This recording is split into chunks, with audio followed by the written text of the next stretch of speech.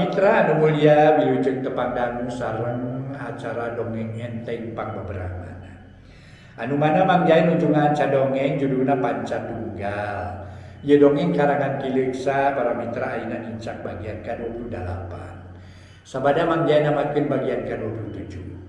Hatur nuhun nu paros noya subscribe sareng loncengna, nu paros noya like-na, pon kitu deui para mitra sering komentar, sering ngabagikeun. Hatur nuhun. Komentar gen biru-biru resep mangjaya maca komentarna para mitra atuh ti mitra sadaya. Hatur nuhun. Ai intina mah hoyong dongeng sae kitu nya para wargi. Tapi dah mangjaya mun sakieu. Apunten, mun sakieu kaya tuh jelek we nya. Aduh, nyelak we para mitra, aduh dina tikoro teh. Mangga atuh para mitra margi ai modal mangjaya mah ieu soraya.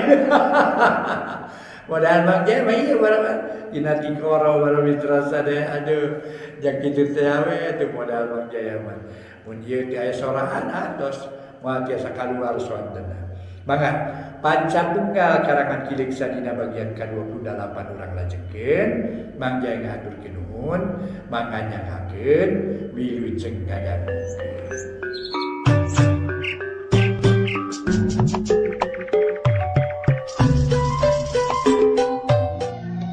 Para mitra anu mulia, wilujeng tepangdangu sareng acara matuh dongeng enteng pangbeberahmana. Mangjaya sapara kanca bade neraskeun hanca dongeng nu katunda carios nyambung judulna nyaeta naon para wargi sadaya Pancatunggal. Pancatunggal karangan Kileksa ayeuna nincak bagian ke-28. Mangga para mitra wilujeng ngabandungan ieu dongeng, mudah-mudahan acara ieu tiasa nyugemakeun etang-etang hiburan pangbeberahmana. Sakali deui carios nyambung judulna Pancatunggal karangan Kileksa dina bagian ke-28. Mangga nyangakeun wilujeng ngadangukeun. Para mitra kaum dangu, geus beres badami masih bohek kaluar ti kamar. Dituturkeun ku Surajaya si bohek nyamperkeun ka babaturanana. Ari Surajaya asup deui ka kamar Nyi Partiwi gek diuk dina kursi gigireun ranjang. Kumaha hasil badanten teh Kang? Kieu Nyai engkang tos rengse badanten sareng si bohek. Hasilna aya 2 putusan, kahiji si bohek isuk sinamiang pikeun milari pilanongeun. Kamana wae nujuna ku Nyai kudu dibakalan artos sacukupna. Kaduana engkang tetep bade mios pageto ka Majalaya ngantang tos aya jahal nu kirang raos kana manah Nyai. Cek Surajaya bangun asa-asa rek nyaritakeunana. Raos atanapi teu raos kanggo abdi masami wae Kang. Sawios asal usaha engkang teu kaganggu teu matak janten halangan kana kalancaran usaha. Mangga saurkeun ulah ngaraos cangcaya ka abdi. Partiwi surti manehna geus buleud hate rek nidinan kana kahayang salakina. Ya nuhun mun kitu mah Nyai, kieu maksud akang teh kumargi tetep kedah ngabantun istri, kapaksa engkang bade milari hiji istri nu tiasa nyuluran Nyai kumaha teu kaabotan? Nyuluran dina lersan manana Kang? Nyuluran sareng nabungkul kanggo saheulana nanging kapaksa karerencangan mah bade disebatkeun bojo engkang margi kitu jangjieun engkang teh. Nyi Partiwi rada ngageter hatena najan tadi geus buleud oge ari ngadenge kitu mah teu burung aya karasana. Tapi batin Nyi Partiwi geus kuat sakeudeung geus bisa ngadalikeun perasaanana. Mugi-mugi we usaha engkang lancar abdi mah ridho ngidinan kanggo saheulaanan. Mangga wilujeng angkat. Kitu ceuk Nyi Partiwi semudu mareuda dina hatena asa aya nu ngaganjel tapi diteger-teger. Nya nuhun upami kitu mah engkang regreg sarta moal honcewang. Nanging hapunten nu kasuhun margi ku engkang ge tos ka kasawang. Manah Nyai moal raos sing percanten engkang teu aya maksad sanes, da ieu mah kanggo kalancaran usaha urang duaan. Teu sawios-wios Kang abdi mah ridho, nanging saha nu kapilih kanggo nyuluran abdi teh? Kenging abdi uninga kana jenenganana. Ih, nama kitu kenging. Da ieu mah teu aya maksad sanes. Kang tos we Nyai kedah uninga supados teu janten tanda tanya dina mana. Nu kapilih ku engkang Nyi Suti mah nanging ta can terangeun manehna mah da can kanyahoan. Nadaikeun eta moal margi ieu mah sanes neme rencana. Mun ieu mah neme rencana upami Nyai satuju, tangtos dijalankeun. Nya upami teu satuju nya tangtos dibolaikeun ku engkang ge. Mangga abdi mah satuju bae, abdi mah percanten ka engkang nu bakal kiat mayunan cocobi. Oge bakal kiat mayunan dodoja. Ceuk Nyi Partiwi kawas geus nyaridona padahal mungguh dina hatena mah teu burung aya rasa melangan eleh keneh ku kasatiaan. Jeung na deui geus kuat kayakinan yen Partiwi teu meunang goreng sangka kanulian komo deui ieu mah kanu jadi salaki. Surajaya kacida bungahna lantaran tete lapisan badami lancar. Teu aya nu matak jengkel geus kitu mah Surajaya jeung Nyi Partiwi nyaritakeun nu lain-lain. Ngobrolkeun pangalaman dagang poe eta. Kaayaan beuki peuting nu ngariung di tengah imah mimiti ngurangan. Lantaran nu sejen mah pating goledag di dinya teu kuateun ku tunduk. Nu nyesa karitiluan nyatana si Bohek jeung Mang Kayim katut Mang Juha. Nu teu tali berasare para mitra teu tentrem hate lantaran inget wae kanu bakal datang. Dina kaayaan kitu Mang Kayim nanyakeun ka si Bohek. Kumaha badanten jeung Aden teh jang moal naon hasilna atuh? Ieu mah isukan kuring derek init nyangan lanong ieu. Susuganan aya milik bisa ngajodoh jeung juragan istri kitu. Ari Mang Kayim kadinya sing bisa dianyalkeun ye. Lantaran Aden teh pake torek miang deui cenah kitu. Rek nyumpunan undangan teh. Oh, jadi kitu nya syukur aya geus aya kadang tuan mah atuh. Mang milu bunga we milu ngadoakeun muga-muga sing meunang ubar nu mati. Ceuk Mang Kayim mani marah-mah. Sabab aya harapan kana hasil. Satuluyna nu tiluan uplek ngobrol sagala dicaritakeun ngahaja teu sarare. Bisi nu teu damang aya pamunutna. Atawa bisi aya naon-naon nu teu dipiharep. Peuting eta taya naon-naon nu tunggu lugina nu sejen oge nya kitu. Isukna Surajaya geus mandi jeung bebersih tuluy nyaur ka Sutimah sangkan ngadeuheus ka kamar. Rek diajak badami ngeunaan rancana teh. Sutimah meuni surak hatena lantaran asa aya kasempetan keur ngajalankeun sakabeh rencana geuwat manehna asup ka kamar. Mamandapan bangun ajrih padahal ngan ukur sandiwara wungkul. Aduh juragan hapunten nu kasuhun mari abdi teh rumaos cologog barantos kumawantun lebet ka ieu kamar. Bade pikir saeunaon juragan teh? Ceuk Nyi Sutimah sopanaker. Tuluy ngareret ku juru panon ka Partiwi nu tetep ngagoler dina kasur milu ngabandungan. Teu naon Sutimah, maneh memang dihaja di ditah ka dieu lantaran aya badami keuneun. Pangna diajak badami di dieu ngarah kasaksian ku juragan istri sabab ieu teh penting. Sanes kitu Nyai, Surajaya ngareret ka Nyi Partiwi. Laras engkang mangalajengkeun. Kieu Sutimah. Isukan kuring rek ka kota deui tapi ayeuna mah lain rek dagang. Moal mawa bala jeung moal tumpak kuda. Sabab rek ngahadiran onangan nyaksian pesta kawin nu diayakeun ku babaturan kuring. Tah kulantaran kitu kuring kudu init jeung pamajikan sedengkeun juragan istri batan sakieu. Jadi kuring rek menta ridona ti maneh yen isukan rek dibawa ka kota ku kuring. Jadi gaganti juragan istri saheulaanan. Maksudna lain pamajikan serep lain tapi ieu mah ukur keur nutupan bibirang wungkul. Maneh di ditu kudu api-apinya jadi pamajikan kuring sarta ku kuring rek disebutkeun kitu ka babaturan. Tapi sing ingat, ieu mah sandiwara wungkul ye. Lain sanyana. Tak kitu maksud kuring teh. Karti tawan teu. Mun teu inget kana kaayaan mah harita Nyi Sutimah hayang surak bari emprak ajrag-ajragan. Tina wahing ku bungah-bungahna sabab eta pisan nu diarep-arep beurang jeung peuting. Puguh we geus teu bisa katahan deui bakat ku bungah-bungahna paroman bear marah mae pok ngajawab. Juragan, abdi teu rumaos janten padamal di dieu sarta rumaos tos kahutangan budi ku juragan pameget rawuh juragan istri. Margi upami teu aya sih piwelas ti juragan mah duka kumaha nasib abdi ayeuna. Wating tos janten jalmi nu teu uni, margi teu gaduh pamatuhan. Nang ayeuna mah teu kitu, margi gaduh tempat anu tetep sarta gaduh padamelan nu ngadatangkeun hasil. Nu akibatna abdi tiasa neda unggal dinten kalayan raos. Tah kumargi kitu abdi teh hoyong mulang tarima ka juragan. Kunaon bae nu kadada kaduga ku abdi. Taina jalan kitu atuh tangtose abdi teh sejang hiringan. Bujeng-bujeng didamel suluran juragan istri. Sanos bade di alam nyawa ge ikhlas ridho. Kitu ceuk Nyi Sutimah bisa-bisa nyaritana keur meuli-meuli hate Surajaya. Puguh we kadengen aku Partiwi matak panas kana hate tapi kulantaran geus kecap heula satuju atuh teu bisa kumaha. Nya syukur ari ngarti jeung daek mah kuring bunga. Sabab rencana kuring moal gagah tapi maneh kudu inget ya jeung kudu sadar yen kudu ngajaga kawibawaan kuring ulah ngerahkeun jeung ulah dusun. Unyuk sumangga juragan abdi mah sejang ngiringan bade diestokeun pisan. Nang hapunten we ka juragan istri abdi teh kumaha lancang ngaluluhuran ka salira. Sutimah neuteub ka Nyi Partiwi. Teu naon Sutimah sabab kuring teu bisa nyumponan kawajiban. Da puguh kaayaan kuring batan sakieu jeung Sutimah ka ditu. Kuring mah teu boga pikiran naon-naon ngan kadewe nya ulah ngerakeun ka salaki kuring. Ceuk Nyi Partiwi daria pisan. Sumangga juragan abdi bade tumut kana amanat salira. Geus kaharti sakitu mah Sutimah. Geus. Surajaya bangun teu sabar.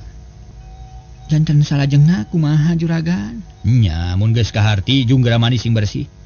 Diangir kokosok kuku keuretan beungeut kasai. Tuluy milih pakaian nu meujeuhna, mun eueuh nu meujeuhna ngadak-ngadak meuli. Hatur nuhun juragan. Kabungah jeung kasukaan Sutimah cacap sapada harita. Mun teu era hayang surak satarikna bari lulumpatan di tengah imah, tapi bisa keneh nahan diri teu matak ngabarubahkeun. Sanggeus beres badami jeung Surajaya, Sutimah kaluar ti kamar, muru ka kamarna bari lungak-lingak gumelis. Meuni geus asanya jadi garwa Surajaya. Sutimah geus boga kayakinan yen ayeuna mah jalan keur nyumponan cita-cita geus molongpong kariprung ngajalankeun. Gancangna carita poe nu ditangtukeun geus kasampeur, Surajaya amitan ka pamajikanana nu harita maksakeun hudang. Diuk dina sisi ranjang, Partiwi teu puguh rasa sabab poe eta salakina bakal init babarengan jeung Sutimah nu baris ngawakilan dirina ka onangan. Engkang sing atos-atos di perjalanannya ngawiat. Partiwi dumareuda teu karasa cipanonna nyalangkrung. Sing percanten nyai engkang ge moal kamalinaan apani teh ukur sadiwara. Keur ngajaga kawibawaan diri engkang, muga-muga usaha engkang hasil mawa kabagjaan kang urang duaan. Permios nyai engkang masih jamiang.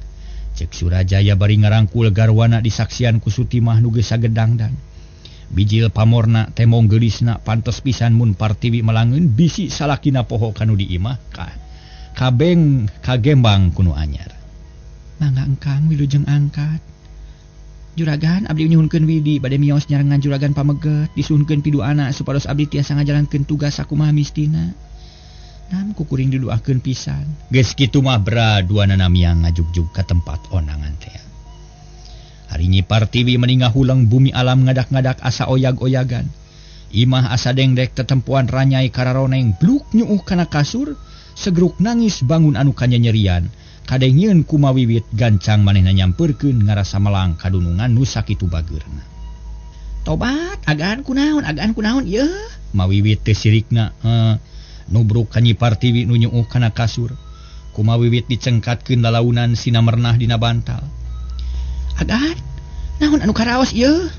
Bibi, Kang Surajaya geus angkat atawa acan? Parantos juragan nanging pung bibi heran kacida. Nah make angkat sareng si Sutimah. Nah naonan juragan pameget teh atunya? Nah ku agan make dibidian, bibi mah banget teu gartos kanu kieu teh. Cek mawiwit bari ramisak milu sedih jeung nalangsa kanu teu damang. Keun bae ari geus angkat mah bi. Sabab eta mah kapaksa. Kade ulah boga pikiran goreng da geus meunang idin ti kuring.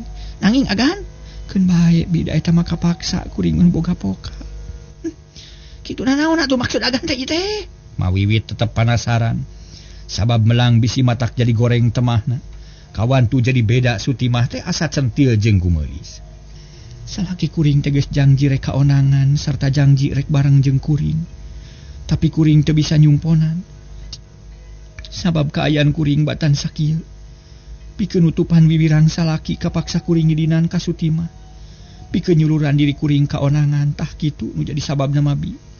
Partiwi neger-neger hate dari jero mah leuwih ti mawiwit ngagolakna bakatku sedih. Nanging agahan gagabah teuing agahan lah kumaha lamun si Sutimah culangung. Kumaha lamun juragan pameget nyolowedor. Kumaha nya kajentenan teu dipiharap ieu. Margi si Sutimah teh ari sedangnan mageuring meuni demplon geulis jeung centil. Melang bibi mah terus terang we ka agahan teh lah. Keun wae mak. Ulah sok goreng sangka eta mah alon.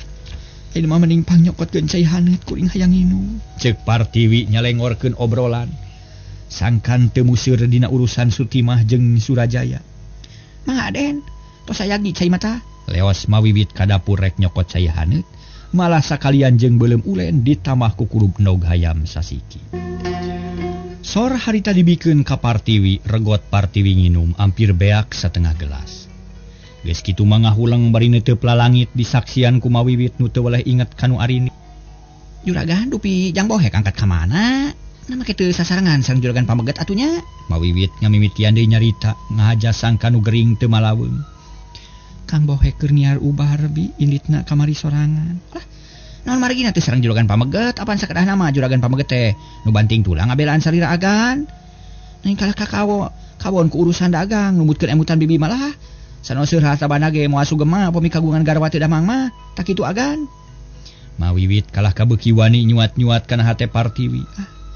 Geus baikeun bae beda kuring mah geus ridho. Mawiwit teu ngomong deui hatena gregeteun, teu panuju kana sikap Surajaya. Nu api lain kanyi Partiwi kawas nu ngabela sabab nu gering teh kalah ditinggalkeun. Kala milih babarengan jeung Sutimah akhirna Mawiwit boga pikiran goreng sabab disaprak kadatangan Sutimah jeung baladna kaayaan di Imah Surajaya jadi mineng aya kajadian nu aneh. Nu teu kaharti ku pikir teu kahontal ku akal. Melang aing mah palang siang si Sutimah jadi bibit borowit ieu teh. Bakal jadi mata holang kaributan. Cilaka mun kieu mah juragan istri geus mimiti nanangan cocoba. Kudu kumaha nulunganana aing ye. Ceuk hate Mawiwit bari melong ka dununganana. Tapi Partiwi teu malire manehna kalah kapeureum sedengkeun pikiran kumalayang kanu anggang, inget ka bapana, inget kana rupa-rupa amanatna. Cag tuna heula ka aya Nyi Partiwi nu keur nanangan kasakit anu kacida matak sedihna. Ayeuna urang caturkeun kaayaan Surajaya nu keur aya di setengahing perjalanan. Harita lumampah duaan dina kareta nu ditarik ku kuda hideung sadua-dua. Ti mimiti miang ti imah duaan can aya nu nyararita Surajaya asa kagok rek ngamimitian. Komo Sutimah malobah keneh karisi karempan. Bisi ngajaheutkeun kana hate dunungan. Sedeng Surajaya sababaraha kali ngareretan ku juru panon. Naksir kaayaan Sutimah nu memang moal matak ngerakeun. Da geulis jeung lenyang matak pikabitaeun. Surajaya ukur ngupat jero hatena. Geuning aya cahaya ari dibungkus kuno alus mah horengna naon ge teu kate geus bisa katemong alusna. Mun apik mungkusna mah. Tapi aing asa kagok rek ngajak ngobrol teh sieun si Sutimah jadi nyaluntang. Kitu gerentas hate Surajaya bari ngareret ka Sutimah. Kaparengan Sutimah keur maling reret atuh treup paneutreupna bantrok. Renghap Surajaya narik napas jero beungeutna asa nyiak beureum. Sora kuda lumpat anger taya robahna saolah-olah ngandung irama nu matak ngeunah kadengena. Dialokan ku sora manuk, dipasieup ku sora sejena, kayaning sora pating keresekna daun anu oyag katebak angin. Sora gilinding kareta jeung sora pecut sakali-kali. Barang anyog kapileuweungan kuda ngenoran lumpatna lantaran jalan loba nanyak jeung renyul. Barang keur jongjon lumampah celeng aya kerud luncat ka jalan megat kuda nu keur jongjon ari kareta.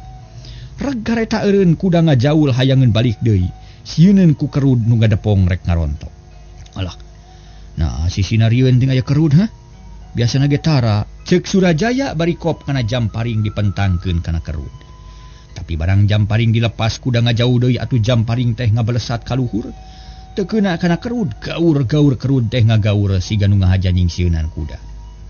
Surajaya gugup celeng luncat bari ngajewang pedang nu meunang nganyayagikeun. Maksudna rek nekad ngalawanan kerud anu kumawani megat. Atuh puguh kerud jadi amakeun langsung narajang ka Surajaya. Gaur-gaur disada bari nyamer. Celeng Surajaya luncat ka gigir dibarengan ku nyabetkeun pedang. Pluk pedang murag. Katubruk ku kerud atuh bingung Surajaya manehna unur-unuran. Sutimah, hati-hati aya kerud. Cek Surajaya bari taki-taki panon mureleng ka musuhna, taki-taki bisi narajang deui. Sutimah turun kalayan tenang kuda sina cicing deukeut tangkalame. Juragan, unurkeun ku abdi urang yang hareupan kerud eta mah. Is, ulah Sutimah ieu mah kerud edan yeuh. Moal kuat maneh mah atuh. Surajaya hariwangeun. Mangkaning Sutimah make samping moal laluasa pikeun ngalayanan kerud anu sakitu galakna. Tapi Sutimah teu malire ka Surajaya manehna maju bari mawa batu sagede peureuh. Panan mencorong kana kerud, celeng kerud nyerang ka Sutimah dipapag ku batu hiuk beletak kana tarangna, cungkel kerud ngacuralit ka tukang. Gagauran bari kekejet, tungtungna les ngaleupaskeun nyawa ngajoprak di tengah jalan, tarangna bejat dikakeunaan ku batu teh. Nempo kajadian kitu Surajaya olohok. Teu percayaeun lantaran eleh kesit ku awewe. Manehna geus soak nempona oge tapi ku Sutimah mah dibaledog ku batu bisa paragat nyawana. Juragan mangalingi deui kana kareta urang lajengkeun perjalanan. Cek Sutimah tetep ayem manehna siga teu riuk-riuk tas merangan kerud teh. Oh, ayo atuh ayo. Surajaya gugup keneh kalacat ungah kana kareta, kudana dibebener deui Sutimah nuturkeun gek diuk dina urut tadi. Nuhun Sutimah tetela anjeun lain istri samanea aya buktina geus sanggup mateni kerud galak. Surajaya teteg hatena nganuhunkeun ka Sutimah. Eta mah kalaresan wungkul ganda abdi mah salaresna mah reuwas sok sieun ditubruk kerud. Nya ieu atuh bising buri-buriteun manten. Mangkaning kanu dijugjug jauh keneh. Kuda dikenyet beretek lumpat cara tadi. Nari kareta nu ditumpangan ku Surajaya jeung Sutimah ti harita dua jalma teh. Teu ngabartem wae tapi galecok ngobrol nyaritakeun nu tadi kajadian. Gancangna carita Surajaya geus tepi kanu dijugjug langsung asup ka tempat onangan. Sutimah ngareneng jeung Surajaya teu jiga-jiga dunungan jeung bujang, tapi jiga salaki jeung pamajikan babaturan Surajaya aratoheun. Harita keneh silih kenalkeun matak resep jeung matak betah. Komo Sutimah meuni montel embung tinggalin. Teu sirikna pageye-geye salidana asa aya kasempetan jeung aneh Surajaya ge betah heunaker asa reueus mamawa Sutimah teh. Akhirna acara lekasan sararea paturai tuluy barali ka saimahna masing-masing. Surajaya jeung Sutimah meuni bungangang hatena lantaran asa tas nganyang ti surga. Mangih kabungah nu taya hinggana. Atuh di perjalanan ayeuna mah teu kaku kawas tadi galecok sagala dicaritakeun. Sutimah beuki wani, Surajaya beuki moho. Kumaha ibuna Sutimah resep di onangan teh. Surajaya kacaletot rarasaeun keur di onangan meuni leleb nyebut ibuna. Kantenan we engkang juragan. Sutimah ngajakeun hatena haneueul sabab Surajaya ngaralat omonganana. Bet pipiluun atuh kuring mah rarasaeun keneh pugu. Hapunten juragan, abdi teh asa di onangan keneh. Punten we tos kumawantun ka juragan. Rumaos cologog sareng culangung teu tiasa ngajenan kadunungan. Cek Sutimah api-api padahal hatena mah hayang salirana kikituan. Teu nanaon eta mah da hayang kuring. Nu dipaksa ku kaayaan ngan kuring amanat kadenya. Di imah ulah salah deui lantaran bisi jadi bibit penyakit dina rumah tangga kuring. Dupi di dieu saweos lepat ganya-ganya. Nya ulah ari dia aja mah bisi rarasaeun keneh ayeuna mah maneh teh jadi pagawe kuring lain garwa Surajaya tapi ku kuring ngarasa bunga ye. Nganuhunkeun ka maneh. Sabab babaturan kuring kabeh muji sarta harga diri kuring teu ragrag. Cacakan mun teu aya maneh mah kuring teu baris wiwirang. Moal dicar percaya ku babaturan. Minangka imbalanana ti mimiti ayeuna maneh ditaekeun pangkat. Nu tadina purah mararab hayam jeung entog ayeuna jadi purah ngabulaan kuring mantuan mawiwit. Nah laras teh agan Sutimah api-api teu atoh. Padahal geus lila ngarep-ngarep kajadian kitu sabab aya leuwih minang padeukeut sangkan Surajaya beuki kataji. Bener kuring moal banyol ieu lantaran puguh jujutanana. Kahiji geus nyalametkeun kuring tina ancaman kerud, kaduana geus ngajait kuring tina jurang kawiwirangan. Taeta jasa nu kacida gedena sabab ngajaga kawibawaan jeung harga diri kuring. Maneh anu geus ngalaksanakeun. Nu matak wajar mun maneh naik pangkat. Daek ketawah henteu. Cek Surajaya bari ngareret ari Sutimah keur neuteuf atoh dua panon bantrok deui. Harita teh nalikeun geterna dua hate bet ngadadak matak geumpeur rampang reumpeng. Kantenan agan. Nampi pisan abdi mah. Jawabna para mitra rada ngageter beungeut nyiak beureum era pacampur jeung atoh. Nya syukur ari daek mah kudu kitu ari jadi jelema. Kuring teh rek nanyakeun ka maneh, nanyaho kana kajadian nu mimiti basa Partiwi teh damang. Kumaha teh mimitina? Lantaran asa teu kaharti, piraku daging uncal make matak gering. Da kuring sok minang ngadahar daging uncal mah. Tara karasa naon-naon ngeunah we nu aya. Ceuk Surajaya beuki wani nyaritana geus taya hahalang dina hatena. Duh, juragan abdi mah teu wantun nerangkeunana, bilih kasiku margi rumaos abdi teh padamel. Nu kedah satia satu kadunungan teu kenging ngadugikeun anu teu pugu. Nah make nyarita kitu. Surajaya heraneun. Margi mung abdi wungku nu terang kana rusiah juragan istri sarta ku abdi moal diuca aceh kanu sanes margi terang eta teh awon nanging ayeuna ditaros ku jaragan asa abot nyangemkeunana. Surajaya beuki panasaran kataji ku omongan Sutimah. Teu karasaeun eles kuda dikenyed sina eureun reg kareta eureun. Surajaya ngareret ka Sutimah bari nanya darianaker. Sutimah omongan maneh nari kana ati. Matak panasaran pisan kana hate cing caritakeun usanyana kumaha mimitina.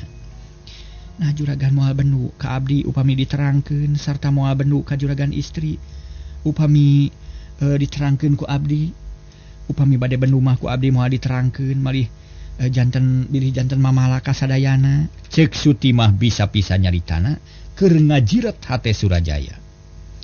Pikeun katentreman sadarea kuring moal ngambek teu pupuguh. Malah najan geus nyaho kanu teu bener oge kuring moal ngambek. Keun bae dah hade goreng eukeurna. Nu penting mah kuring hayang nyaho kana kajadian nu sanyana. Lantaran ari gering kitu alatan ngadahar daging uncal mah asa teu kaharti kupikir teu kawantar ku akal. Pok caritakeun kumaha rusiahna? Para mitra anu mulia. Atuh mobok manggih gorowong nengaret cadas manggih emas ceuk paribasana aya jalan komo meuntas pikeun Nyi Sutimah. Rek ngagogoreng Nyi Partiwi kari-kari aya jalan kumaha atuh pok-pokan Nyi Sutimah para wargi sadaya. Kumaha atuh caritaan Sutimah para wargi sadaya. Harita Sutimah tuluy nyarita. Nuhun upami kitu mah agan. Abdi bade nerangkeun nu salaresna upami dipercanten mah kieu teh juragan. Sakumaha nu kauningan ku juragan. Yen juragan istri sering dikantunkeun leupas tina panalingaan juragan pameget. Ari istri nyalira aya di bumi atuh tangtos we ngaraos keung sareng sepi. Sok rajeun ngawawaas kana kabunga, ngawawaas kana kasenangan. Nu akhirna timbul maksad nu ku urang teu kauninga. Nanging jelas kajantenna nyaeta teu kebat Sutimah nyaritakeunana. Siga nu nya kagok ngomong padahal mah kabeh ge jijieunnan wungkul. Ulah asa-asa. Bae caritakeun kabeh, aya naon ieu teh? Mangga juragan utos kajantenan sarta kasaksian ku abdi. Juragan istri sok nampi tamu pameget tak kitu agan. Hah? Nu bener Sutimah? Pila ku Partiwi nepi ka kitu? Kuring mah seutik kitu percaya sabab Partiwi turunan resi. Jalma nu geus asak didikan moal tepi ka ngajalankeun kitu. Cek Surajaya teu narima ari ngadenge omongan kitu mah. Ih, ari juragan kanggo abdi mah moal aya rugelna margi dipercanten sareng henteu sami wae. Malih kawitna ge moal diuca Aceh kanu sanes da ka juragan ge peda ditaros eta mah mangawe. Emutan naha percanten atanapi henteu margi buktosna ayeuna tos nyata. Juragan istri kagungan panyawat aneh bilih juragan teu uninga. Eta panyawat kotor katepaan ti pameget nu teu uni. Heab hate Surajaya panas geus mimitik kagosok ku omongan Sutimah. Nu ngandung racun. Sajongjongan mah Surajaya teu nyarita kekerot nahan amarah, awak ngagidir nafsu panon bolotot bari kekerot. Juragan kade ulah bendu. Boh ka abdi, boh ka juragan istri. Margi tadi juragan tos janji ka abdi yen moal bendu. Margi upami bade bendu nu cilakana abdi bakal disesilan ku juragan istri. Malih mah teu mustahil upami abdi dipecat. Upami dipecat tuh kedah ka mana abdi nyalindung. Sutimah beuki segut nyarita nama panas hate Surajaya. Sutimah, omongan maneh bener atawa henteu? Juragan abdi teh asa kautangan budi ku salira. Margi ku ditampina janten padamal oge abdi teh asa ditumu umur. Margi tiasa menakna daungal dinten. Tah ku margi kitu abdi teu kumawantun bohong ka juragan. Margi upami ngabohong sami sareng hianat kanu ageng jasana. Jadi omongan maneh teh bener nya? Laras juragan. Memang bener. Kukuring ge kaharti mun kitu carana mah. Kasakit kotor bisa naik kana beungeut. Da geuning bau hanyir. Tapi aya aneh, aya keneh nu can jelas ye. Nah make bisa kejadian kitu apaan di imah teh loba jalma, awewe rayap, lalaki rayap. Pina ku eueun nu nyahoeun? Padahal kabeh ge pagawe nu satia. Tapi nah eueun we beja ka kuring. Surajaya beuki telik sarta sagala dipikiran jeung ditanyakeun tapi Sutimah teu eleh carita, pok ngajawab kalayan tenang. Ih, ari juragan jalmi mah tiasa diatur, sungutna tiasa rapet ku artos. Saha nu terang padahal juragan anu kawitna satia teh. Janten luntur kasatiaanana margi ka kecocokan sungutna. Dicocokan ku artos ti juragan istri. Margi naon sesahna kanggo juragan istri. Di bumi bebas artos seueur harta moal kirang tangtos we sama mena ngabagikeun ka padamal anu satia. Panjongjoan sareng aman, kitu pokna bari pepeta estu ngayakinkeun jeung bisa katarima ku akal Surajaya nu keur panas hate kaweur uteukna. Bisa jadi mun kitu carana paingan atuh. Muhun kitu gan manawi ulah waka ngalepatkeun ka abdi. Margi abdi mah teu hoyong hianat kadunungan. Margi abdi ge gaduh paraosan sarta rumaos tos ditulungan ku juragan. Piraku bade hianat. Ayeuna kuring rek nanya, kumaha dedegan eta lalaki? Sabab poe naon wae datang ka imah saha ngaranna urang mana asalna? Surajaya hayang jelas marani merakpok nanya ka Sutimah. Duh juragan hanya ka teuing margi abdi teh kirang terang kana dedegan sareng rupina komo ari kana jenengan sareng lemurna mah. Teu terang pisan margi juragan ge teu terang. Juragan terang ku anjeun apaan abdi mah salamina aya di pengker. Ngurus hayam sareng entog terang kana kaayaan nu salaresna. Eta ge terang soteh kawenehan. Parang abdi micieun runta aya pameget luntang lantung payuneun tepas. Tah kitu nu salaresna magan nanging upami abdi tos dipercanten ngabulaan juragan mah tangtos bakal tiasa ngiring ngalingakeun eta pameget. Bener. Kaharti ku kuring. Keun urang bejakeun ka Partiwi. Sangkan manehna dipindahkeun tugasna. Sangkan maneh dipindahkeun tugas jadi purah ngurus Partiwi jeung kuring. Ngan wayahna ayeuna kudu ngurus nu gering bari sakalian nalingakeun laku lampahna. Nah kitu keneh atawa henteu? Surajaya geus sagemblengna kapangaruhan ku omongan Sutimah. Mangga juragan nanging abdi mah aya pamunut. Menta naon? Pok caritakeun ku kuring rek tedunan. Mung sarupi juragan ulah bendu ka juragan istri. Margi upami di benduan moal kanyahoan Rusiah nu salengkepna. Keun ku abdi urang talingakeun supados juragan terang ku anjeun talajakna. Ayeuna mah sawios antep heula sina karaosin akibatna. Tah kitu juragan? Heug, kuring moal poho kana kahayang maneh. kuring moal ngumar amarah bari nage keur naon make ngambek paduli teuing awe kitu mah rek dikitu-kitu ge tuman. Ih sing emut juragan margi juragan istri tanuju bobot. Beuki ka dieu beuki ageng eta teh putra juragan ulah dugi kagagal. Iya ricarana kitu mah can pogo atuh. Mana bapana nu bener. Da kudu puguh heula jujutanana buat teuing anak kesarerea teh. Cek Surajaya tegas kop kana les kuda dikenyed disakalikeun beretak kuda lumpat siga nu keur balap hayang paheula-heula. Kareta ngagurudu gancang pisan mawa 2 jelema nu keur ngagolak hatena. Surajaya panas hate para wargi sadaya lantaran karerab ku omongan Sutimah anu ngandung racun. Sedang hate Sutimah kebaku kabungah sabab geus hasil ngasupkeun jarum-jarum racun kana kahirupan Surajaya. Ngan karinunggu ancurna bari ngadagoan barontakna, Sutimah geus taki-taki rek mulung ruruntuk haruntahna. Rek mulung ruruntukna. Rek dijieun wangunan anyar dina lebu katunggaraan batur nu dipika cecep ku manehna. Rasakeun sia Partiwi, umur sia moal kungsi 1 taun deui. Samemeh anak sia lahir, sia geus kudu ngasaan pait beurna baruang ti aing. Sok sia. Memang jungkiring nama milik sia keneh tapi hate Kang Surajaya geus karebut ku aing. Rasakeun sia Partiwi. Kitu susumarna hate Sutimah nu geus ngarasa yakin yen usahana baris hasil. Ngagurudugna sora kareta sairama jeung ngaguruhna hate Surajaya nu pinuh ku perasaan campuran. Haneueul keheul kaduhung jeung gregeteun hayang geura datang ka imah. Hayang nyiksa Partiwi tapi Surajaya inget keneh kana amanat Aki Kalajati. Yen pati hurip Partiwi aya dina dampaleungeun Surajaya. Sabab Aki Kalajati geus masrahkeun lahir batin. Mun aya pasalingsingan paham ulah nepi ka barontak kudu aya babadami anu dipake alat pikeun ngarengsekeun pasualan. Tapi Surajaya eleh ku amarah manehna teu boga niat rek badami paling-paling ngantep kanu jadi pamajikan. Kitu tekad goreng nu mimitin nancep dina hate pangaruh omongan Sutimah anu teu puguh. Kocapkeun Nyi Partiwi harita teh keur pada ngariung kumawiwit jeung anak buahna. Malah Mang Kayim ge aya di dinya lantaran ngahaja disusulan ku pagawe awewe sabab Partiwi parna geringna. Kungsi ngajerit mata kariwang jeung panasna ngadadak jadi naek sakujur badan nyebret teu beunang di kitu kieu. Mah kumaha nulunganana atuh ulang caricing wae kitu. Kumaha teh cing atuh lah. Ulah caricingeun pokona mah. Mang Kayim bari melong ka mawiwit nu keur mencetan sampean Partiwi. Makomo sok bingung ieu, na kudu kumaha mun geus kieu. Naon kudu dijalankeun sok aweur Mamayim, pe kepikiran kaynya. Nah naon kudu dipilampah ku urang? Mawiwit kalah ka maliknanya. Mang Kayim oge biwiwit. Kitu denu sanesnakeun bae ulah loba pikiran. Sabab kuring mah ikhlas ridho moal aralah subaha.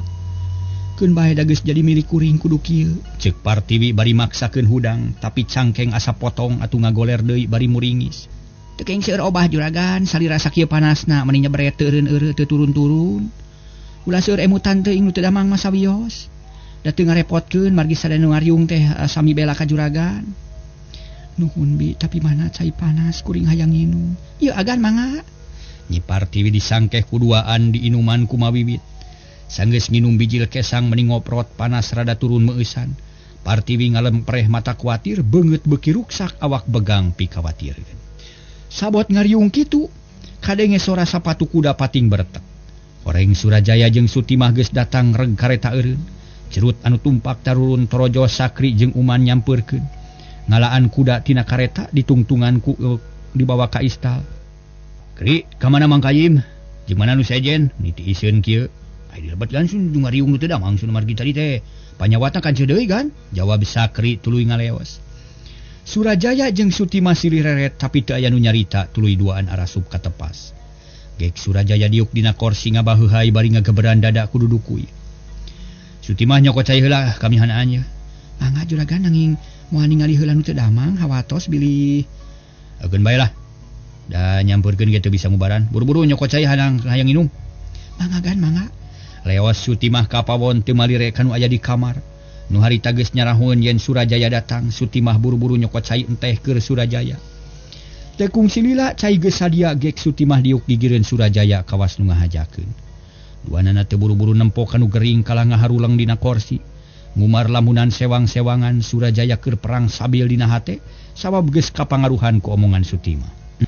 Kudu kumaha aing yeuna kudu kawas biasa kitu atawa kudu mere pangwarah ka si Partiwi, tapi rek diantep heula lantaran ayeuna manehna keur gering. jeung era we ku umum engke mun geus cager di warah ku aing. Kitu gerentes hate Surajaya tuluy nginum saseubeuna. Keur jongjon kitu torojol mawiwit nyamperkeun brak deku hareupeun Surajaya. Memeh ditanya geus langsung nyarita semugugu. Juragan, nuhun pisan enggal sumping itu juragan istri wales. Salirana panas nyariosna sasar enggal tulungan agan. Kekelanan bi. Kuring capek keneh ye, geun maya da najan di gugulung ge teu bisa nyagerkeun kuring. Jung we tungguan ka itu. Mawiwit meuni calangap para wargi sadaya. Bakatku kaget teu nyangka yen baris narima jawaban kitu. Sakedapan mah teu ngomong colohok wae bari deku, panon melong ka Surajaya nu bangun ayem teu malire ka Mawiwit. Juragan, nah make sasauran kitu na teu hawatos ka juragan istri nu teu damang. Mawiwit ngawani-wani maneh tumanya. Sajalmana nu teu nya ka pamajikan, tapi mun kuring capek kudu kumaha atuh? Kelanan da kuring ngarti. Mawiwit teu nema deui kahariwang dina hate jadi nambahan. Kacurigaan Kasutimah beuki nganelan, Mawiwit terus cengkat ret Kasutimah tuluy asup deui ka kamar. Bari hatena panas geheul Kasutimah anu bangun tumaninah cicing jeung Surajaya. Malah Mawiwit kukulutus dina hate bari ngegel bibir ti pepereket. Kurang ajar sia si Sutimah. Kumaha dinyaluntang kadunungan sia. Sigan mah juragan pameget teh kapangaruhan ku si eta. Sabab beda pisan sikepna jeung kamari. Keun si ati-ati sia. Ceuk hatena tuluy nyamperkeun ka Partiwi nu keur pada ngariung. Tapi eueuh nu nyarita ukur molohok melong kanu gering. Kocapkeun di tepas Sutimah ngarasa bungah lantaran geus bisa mangaruhan Surajaya, nepi ka tega ngantep ka Partiwi nu keur gering parna. Tapi dasar nu belang bayah tara eleh Aka jeung Ekol bisa pisan ngarobah beungeut pok nyarita leuleuy. Waktosna kabujeng seep di para mitra, rupina duwi ka dieu we heula carios nyambung. Nu judulna nyaeta Pancatunggal karangan Ki Leuksa dina bagian ka-28.